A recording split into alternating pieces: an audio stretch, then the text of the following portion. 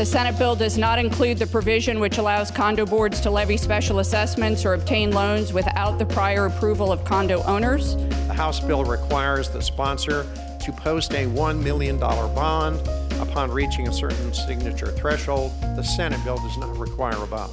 To put medicines and drugs and chemicals into your body that you did not consent to. From the fourth floor of the Capitol Rotunda, you're listening to WFSU Public Media's Capitol Report, the podcast. I'm Tom Flanagan. Funding for Capitol Report is provided by the following. The Florida AFL-CIO, representing over 1 million union members, retirees, and their families, committed to building a better future for all Floridians by promoting healthy communities, economic justice, and dignity in the workplace. Online at flaflcio.org. And from Rambana and Ritchie, immigration attorneys concentrating on complex immigration across the nation from Florida's capital and their mobile office. Self-sponsored green cards, I-9 compliance, and deportation defense. Rambana and Ritchie, on the web at rambana.com.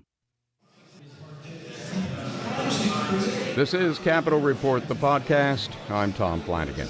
Among today's top stories, the Florida Senate has unanimously passed a bill that eases the financial strain on condominium owners who've struggled after lawmakers imposed safety legislation in the wake of the 2021 tragedy at Champlain Towers South in Surfside.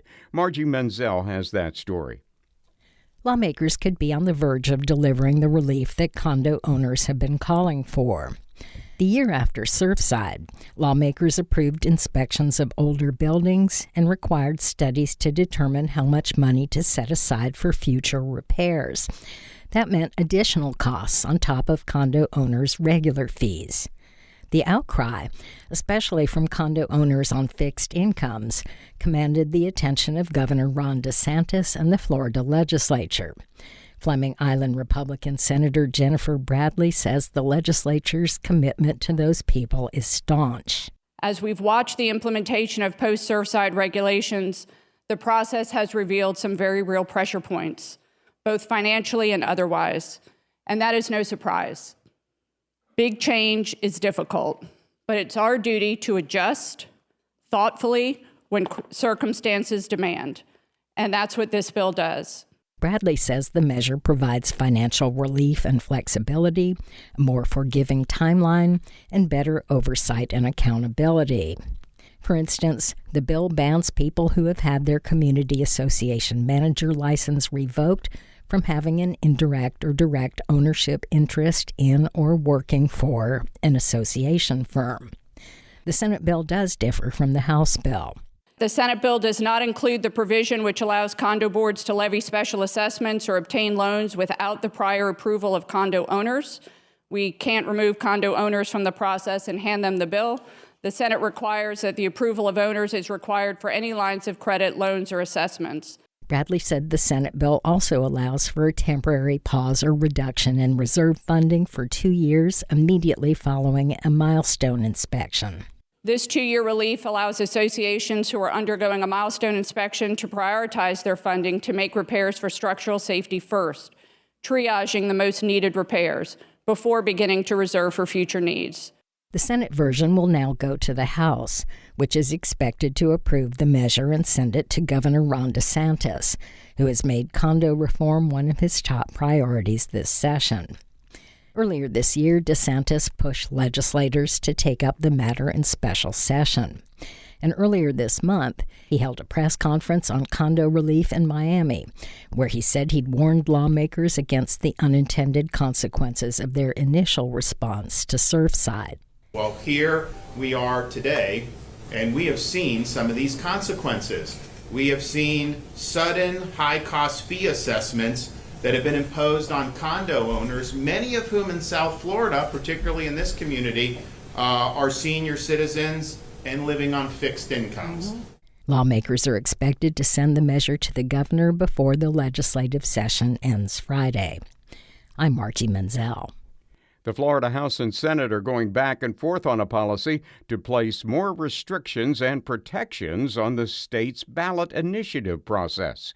Tristan Wood reports opponents are concerned the proposal will make it significantly harder for citizens to change Florida's constitution.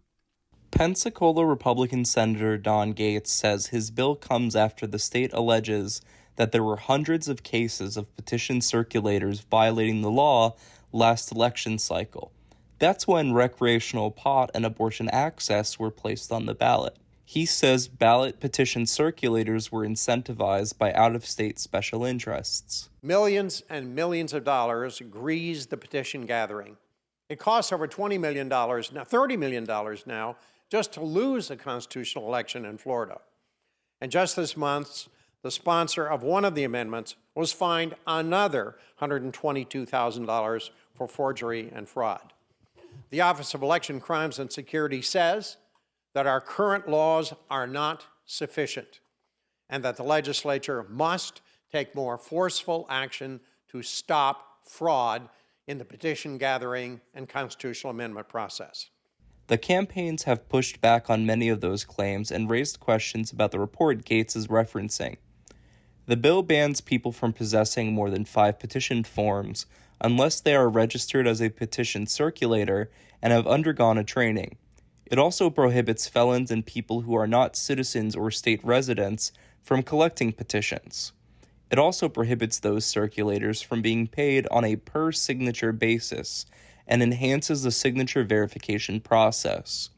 While the House has already passed its version of the bill, the Senate and Gates want several changes to that policy. The House bill requires the sponsor to post a $1 million bond upon reaching a certain signature threshold. The Senate bill does not require a bond. The House bill sets the invalid signature threshold for investigation at 10% of invalid signatures in a given county instead of 25%, which is in the Senate bill. The House bill allows a voter who signs a petition to revoke his or her signature for any reason. The Senate bill limits revocation only to those instances in which a signature has been forged or misrepresented.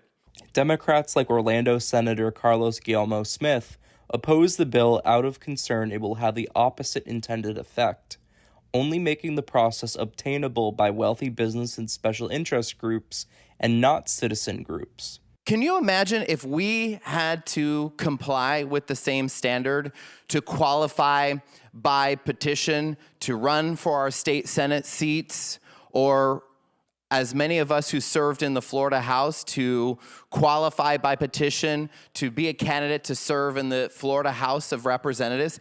Can you imagine if it were a felony to possess more than 5 signed candidate petitions at the same time?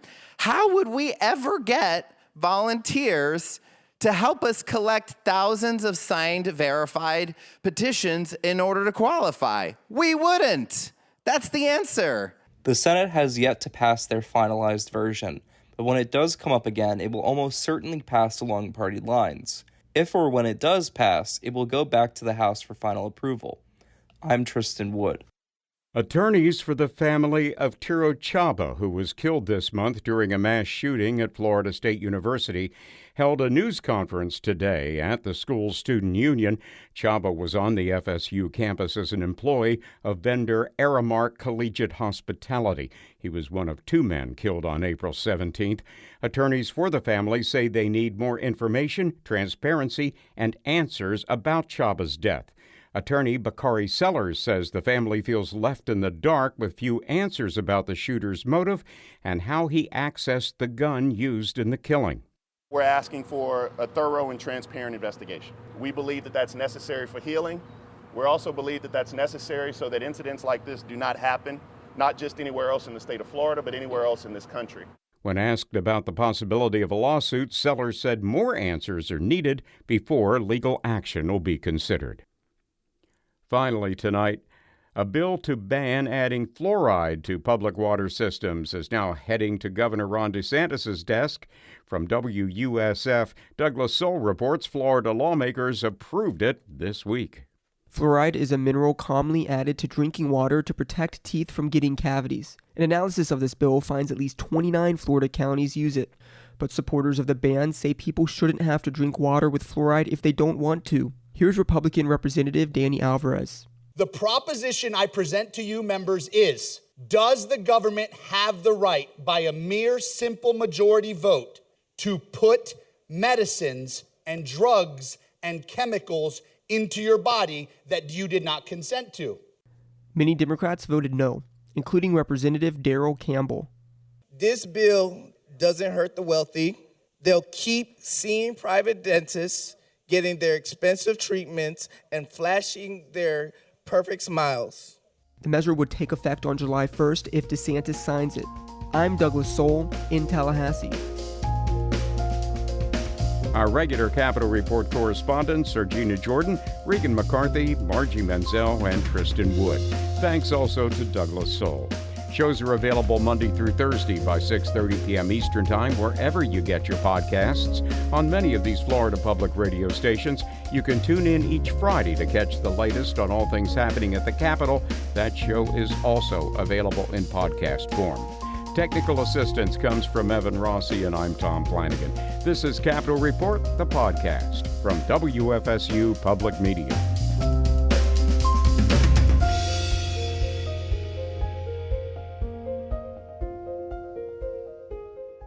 Funding for Capitol Report is provided by the following. The Florida AFL-CIO, representing over 1 million union members, retirees, and their families, committed to building a better future for all Floridians by promoting healthy communities, economic justice, and dignity in the workplace. Online at flaflcio.org. And from Rambana and Ritchie, immigration attorneys concentrating on complex immigration across the nation from Florida's capital and their mobile office. Self-sponsored green cards, I-9 compliance, and deportation defense. Rambana and Ritchie, on the web at rambana.com. Capitol Report is a production of WFSU Public Media in Tallahassee.